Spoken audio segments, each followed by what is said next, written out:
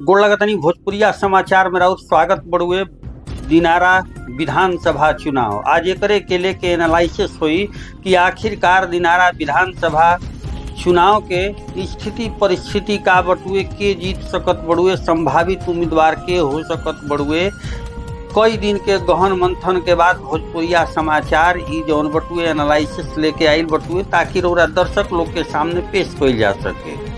दिनारा विधानसभा चुनाव गढ़ मानल जाला। यह गढ़ के पूरे के काम पिछला बार राजद के प्रत्याशी विजय मंडल कइले, लेकिन यह बार का हुई यह पर पूरा विस्तार से चर्चा हुई। जी हाँ, पहला स्थान पर विजय मंडल रहलन। आ पिछला बार चुनाव में लोक जनशक्ति पार्टी आर यानी रामविलास के जे कैंडिडेट रहे राजेंद्र सिंह लड़ गए रहे। राजेंद्र सिंह के वोट बबुआ सेकेंड स्थान आयल रहे आ थर्ड पर जदयू पहुंचल रहे। अब यह बार कॉम्बिनेशन कुछ और बटुए, एलजेपी साथे बटुए। एलजेपी आर जौन चिराग पासवान के टीम बिया साथे बिया का होई, यही पर विस्तार से चर्चा हुई। 201 दिनारा विधानसभा क्षेत्र हटुए जहां सबसे हॉट सीट शाहबाद के मानल जा रहा बटुए। हॉट सीट से मानल जा रहा बा कि भारतीय जनता पार्टी के कद्दावर नेता प्रदेश उपाध्यक्ष राजेंद्र सिंह भी एजे से ताल ठोक रहल बानी।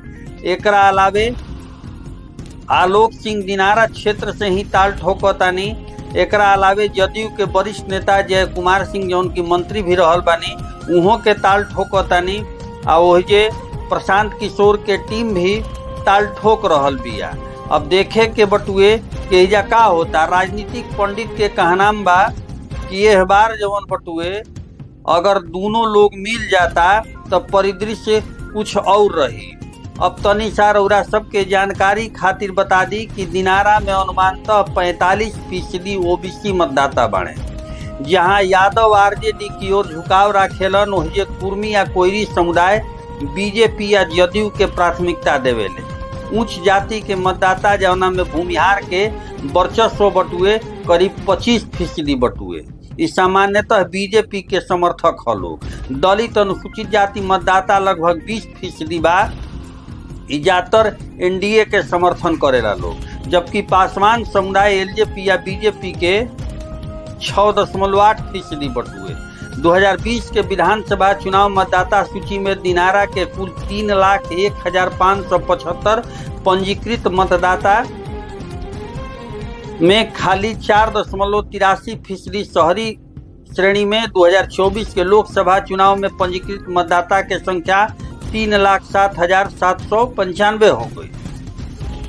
दिनारा सीट पर जौन बटुए अभी वर्तमान में जौन बा तवन आरजेडी जीतल बिया, लेकिन एह बार का हुई इहो जान ली। साल 2020 के विधानसभा चुनाव राजद में विजय कुमार मंडल 8,228 वोट के अंतर से जीत दर्ज कैले रहन।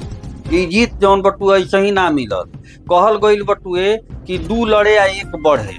2 लड़े के मतलब बटुए कि जब स्वेटर बिनाला तो 2 गो कंटा आपस में लड़ेला आ ओकर स्वेटर बिना चल जाला। उहे हालत भइल रहल 2020 चुनाव में, जब 2 गो मजबूत दावेदार आपस में लड़ गए लोग आ तीसरका मजा मार लिहलस जहां आरजेडी जीतल रहे। हालांकि कहे के मतलब ई बटुए कि ई एनालिसिस हटुए केहू के यथावत नहीं खेले के कोनो पार्टी के लोग। बता दी कि लोजपा उजा उम्मीदवार उतरले रहे, जेकरा चलते ई दशा भइल। दिनारा वो 25 सीट में शामिल बा जहां लोजपा जदयू के संभावना के नुकसान पहुंचा देले रहे। पिछला साल जब लोजपा अलग रहे, कई जगह कम वोट से जीत हार भइल रहे। ई लोजपा के देन रहे। विजय कुमार मंडल एजा से जीतल रहलन। रउरा सबके बता दी कि 2020 के चुनाव में आरजेडी से विजय मंडल के कुल 59,541 गो वोट मिलल रहे, जबकि ई जीते वाला के लिस्ट रहल हटुए, जीतल जे रहल। तो यह तरीका से जौन बा विजय कुमार मंडल 8,228 वोट से जौन बा एजा से जीत हासिल कैले रहल हन। अब देखे के बटुए कि यह चुनाव में आखिरकार का होता है। दिनारा विधानसभा बहुत हॉट सीट मानल जाला। एजा दोनों मजबूत दावेदार बने। और एनालिसिस होत बड़ुए कि अगर काराकाट में जौन बटुए जदयू के लड़ा दिहल जाओ, एहिजा से भाजपा के लड़ा दिहल जाओ और टिकट दे दिहल जाओ राजेंद्र सिंह के, तब का कहे के बटुए संभवतः भारतीय जनता पार्टी एहिजा से जीत सकेले। हालांकि राजनीति दाव पेच के खेल हटुए अभी कुछ नहीं खे कहल जा सकत कि एहिजा आखिरकार के जीती के हारी। अभी राजनीतिक परिदृश्य बहुत सारा बदली, अभी तक कॉम्बिनेशन तय नहीं खे भइल, पार्टी सीट अभी क्लियर नहीं खे कैले। अभी जेपी नड्डा आवत रे बिहार में एक दिन खातिर भारतीय जनता पार्टी के सीट बंटवारा के लेके, वही एगो सूचना निकल के सामने आ रहा बटुए कि कांग्रेस बहुत लंबा चौड़ा सीट मंगले, 82 से 90 सीट मांगतिया, कहतिया कि मुख्यमंत्री आपन बनावा, हमरा मतलब नहीं खे। तभी दाव पे चलत बड़ुए, लेकिन दिनारा सीट पर सबके निगाह रही। दिनारा सीटे से रही कि 2 लड़े आ 1 बढ़े वाला हाल हो रहा। इस बार का होत बड़ुए रौरा सभे कमेंट में अपन राय देव, देखला के बाद शेयर करब। अगला बार अगला विधानसभा चुनाव के एनालिसिस बतावल जाई, बिहार के संभवतः हर क्षेत्र के पकड़े के प्रयास कइल जाई।